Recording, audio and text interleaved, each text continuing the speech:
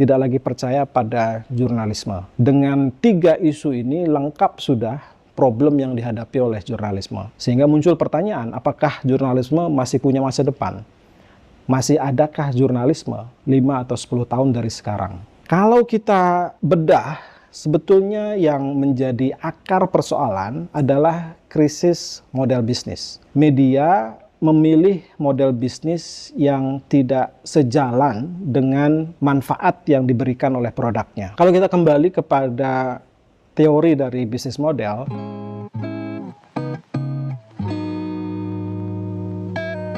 ada value creation dan value capture. Sebuah produk harus bisa menghasilkan value yang baik, yang bermanfaat, memberikan kegunaan kepada penggunanya, kepada halayaknya, kepada audiensnya, dan kemudian dari manfaat tersebutlah muncul dampak finansial. Ada monetisasi dari value yang tercipta tersebut. Kalau ini terjadi sebagai satu siklus, produk dilemparkan ke pasar, value-nya dirasakan, manfaatnya dirasakan oleh audiensnya, audiensnya kemudian memberikan reward berupa finansial, berupa monetisasi kepada si produsen produk tersebut. Yang terjadi di banyak media adalah kekeliruan memilih bisnis model. Satu organisasi media misalnya memilih hidup dari iklan yang dihasilkan dari impresi. Impresi itu muncul ketika seorang user tertarik kepada persepsi sekilas dari sebuah konten.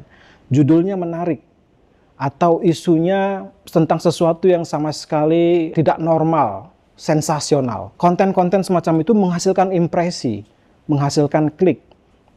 Dan ketika impresi terjadi, maka ada penghasilan yang masuk ke organisasi media tersebut. Yang terjadi kemudian adalah media berlomba-lomba menciptakan konten-konten berita yang mengkapitalisasi impresi, mendorong orang mengklik, tapi belum tentu membaca.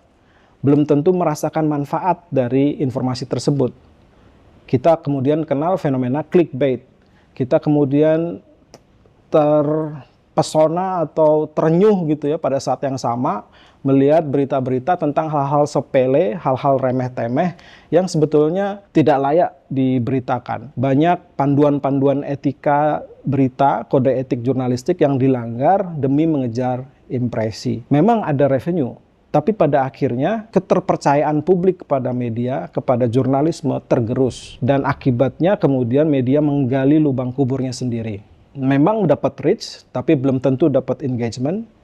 Memang dapat revenue, tapi kehilangan kepercayaan. Pada periode waktu yang agak panjang, media kemudian mengalami krisis bisnis model. Ketika programmatic revenue berubah algoritmanya, media juga kemudian tidak bisa keluar dari perangkap yang dia ciptakan sendiri. Ada bisnis model lain yang digunakan media, yang kita kenal terutama adalah dari iklan. Sayangnya, model bisnis yang terjadi di media tidak berbasis pada performance yang dideliver oleh media itu.